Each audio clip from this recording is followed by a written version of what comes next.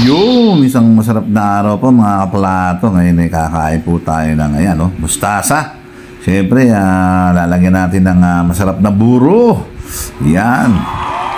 Ganyan po ang pagkain niya. Parang binabalot lang na, ano, na dahon. Siyempre, sarap po mga kaplato. No? Siyempre, lagyan natin ng piniritong talong mga kaplato. So natin piniritong talong sa ating masarap na buro. Yan, talaga naman. Tubo tayo konting kanin. Tapos yan na. Yan. Kuha ulit tayo ng ito. Pampabata. Sasaw natin dun sa masarap na suka ito. Sukang may sili. Masarap to pagka meron gano'n. Diba? Mga plato. Ayan o. Sasaw natin. Ayan. Wow. Sarap po yan. Chicharong mulaklak. Masarap. Malutong. Paborito ng hapon. Ayan. Mga plato ha. Yan ang ating kinakain ngayon. Ayan o. Ito pa. Papatayin ng dahon. Sariwang dahon ng mustasa.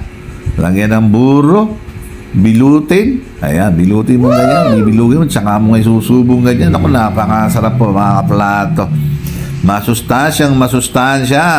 Lagyan ng konting kanin. Ayan.